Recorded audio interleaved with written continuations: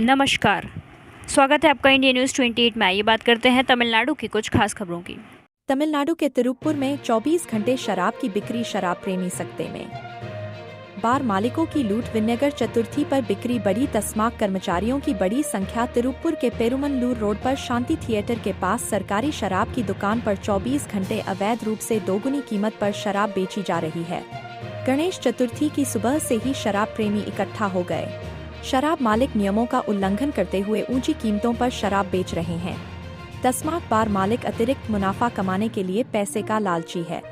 सस्ते दामों पर खरीदी गई विदेशी शराब को भी कटिंग के रूप में बेचा जा रहा है। एक क्वार्टर बोतल, जो सरकारी शराब की दुकान पर लगभग 150 से 200 रुपए में मिलती है, यहाँ लगभग 250 और 350 रुपए में बिक रही है। चूँकि सरकारी शराब की दुकान बंद है, इसलिए नागरिक इस मूल्य वृद्धि से परेशान नहीं है। अगर सरकारी शराब की दुकानें दोपहर 12 बजे से 10 बजे तक खुली रहेंगी, तो सुबह की बिक्री ऐसे ही होगी। यह जानते हुए भी ये बार मालिक मदिरा प्रेमी दिहाड़ी मजदूरों की कमाई को बड़े पैमाने पर लूट रहे हैं।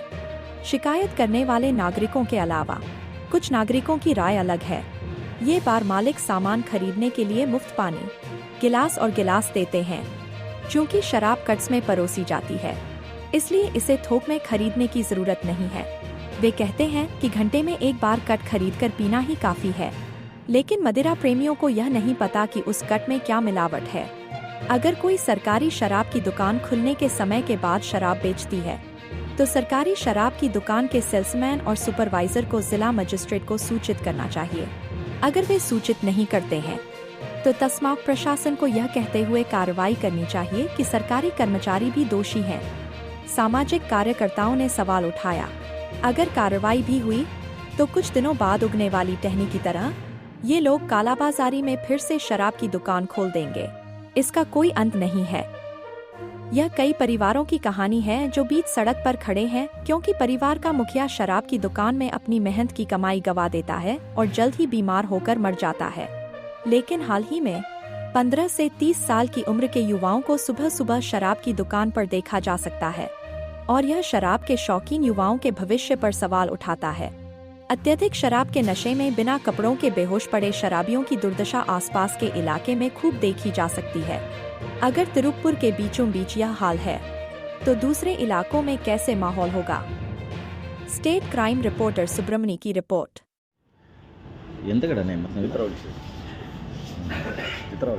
சரி சரிங்க. என்னென்ன கொடுக்குறாங்க சைட் டிஷ்ஷு?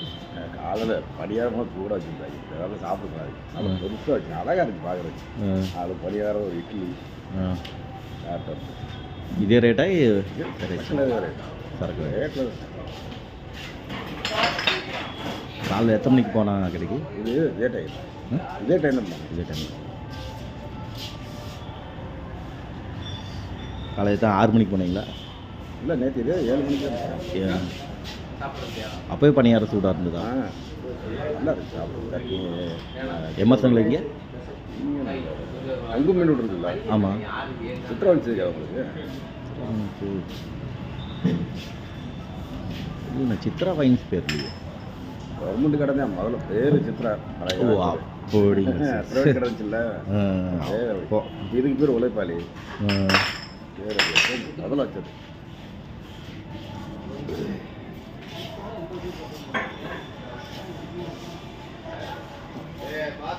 பணிகாரமெல்லாம் அப்போ சுட்ட எங்கள் அப்பத்தா சுட்டு கொடுக்கும்போது பணிகாரம் சாப்பிட்டு ஆனால் ஊரில் பெஸ்ட்டு அதை பார்த்து நமக்கு ஒரு ஆசை.